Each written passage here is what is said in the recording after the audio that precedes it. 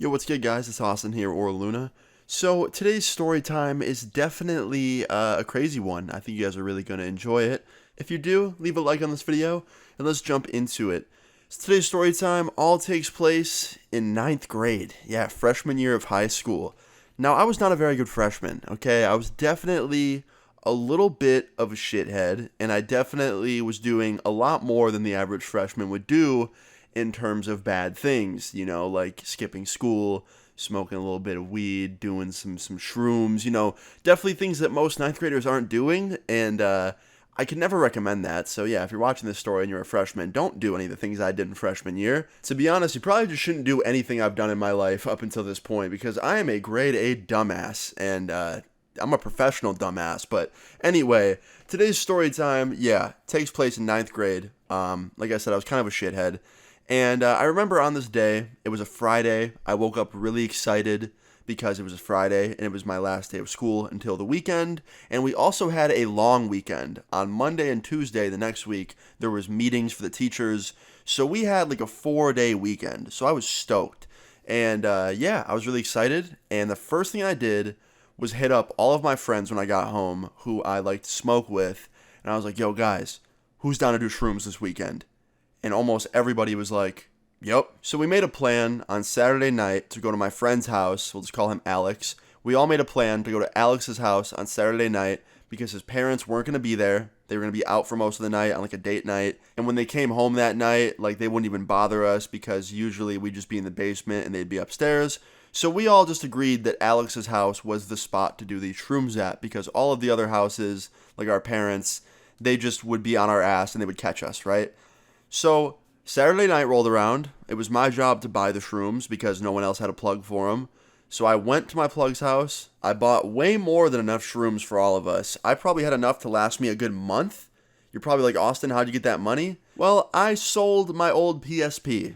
Yeah, that's what I did to get the money. I sold a PSP and a bunch of games on eBay, and then I PayPal'd the money to my plug. With my mom's PayPal, keep in mind. Like, I really am a grade A dumbass. She could have seen that and, like, investigated it and found out who he was, but luckily she didn't see. She didn't look at her PayPal transactions more than, like, once a month, so she didn't see it on that day. But anyway, yeah, I bought these shrooms from my plug. I PayPal'd them for him. I had more than enough. I had probably a good month's worth, like I said. And then I went to Alex's house. My plug dropped me off at Alex's house. I sent my mom a text telling her where I was. I said I was hanging out with Alex and then I'll be there for the night. She didn't even care. She just replied and was like, okay, let me know when you're coming home tomorrow. And everything was going good. Everything was going according to plan.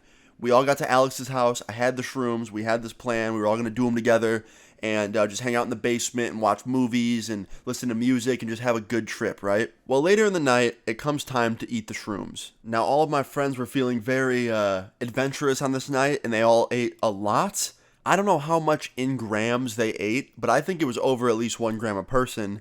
And me, I wasn't feeling so adventurous. I was like, yo, I haven't done this in a long time.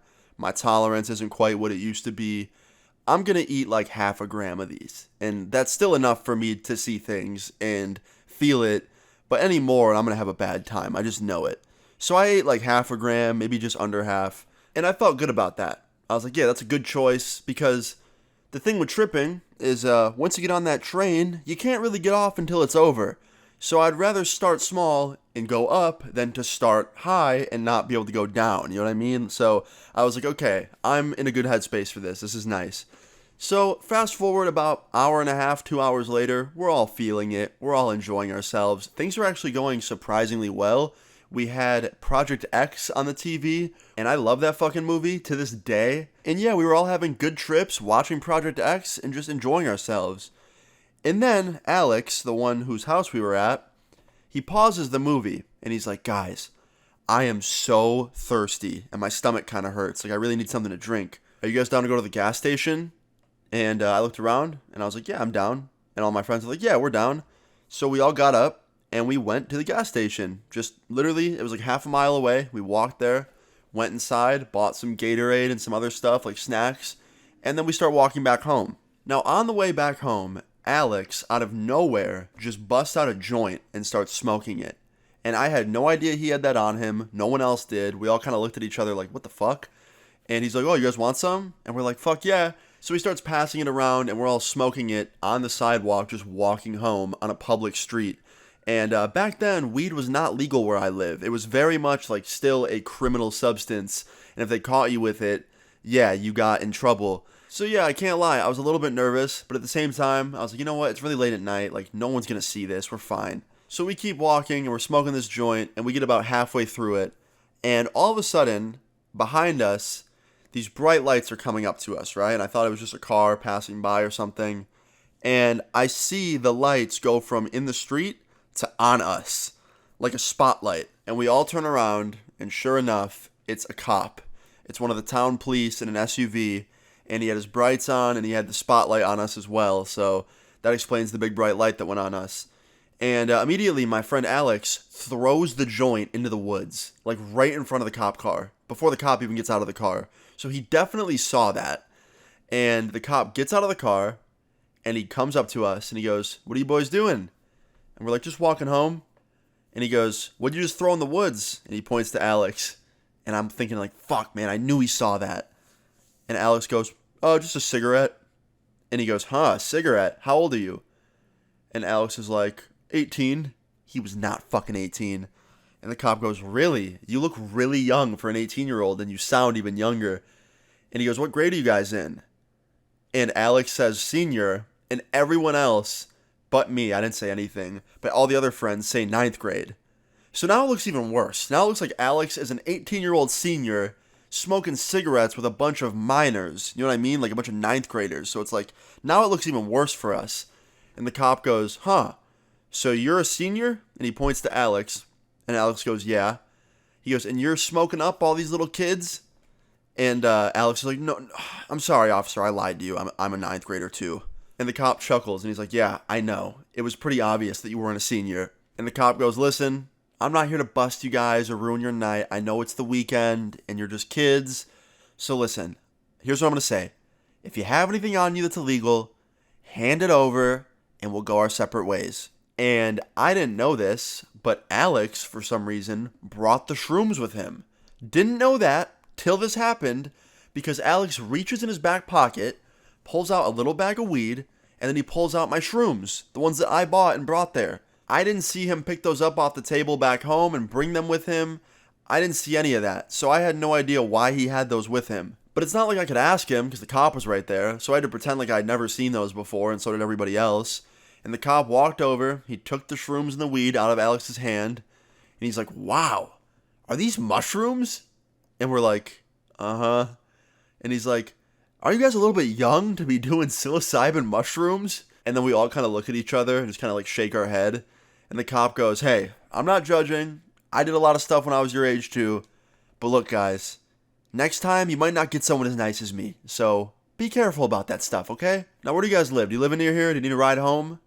And I couldn't believe it. I still didn't believe this cop was this nice. I was like, no way. Like, he is planning something. He's just stalling while other cops show up to arrest us. Like, this can't be real. Like, this cop cannot be that nice, right?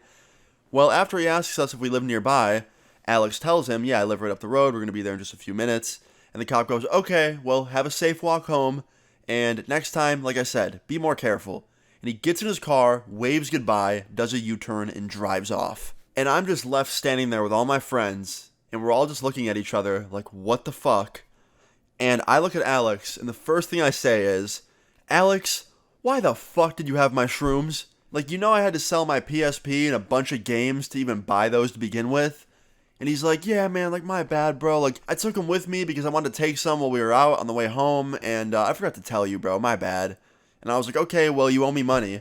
He's like, "I got you, bro." And he was a man of his word. We got back home and he had money from like his allowance or something that he gave me. And it was way more than what I paid for those shrooms. I'm pretty sure he gave me like $250 or $300, which was like way more than what I paid.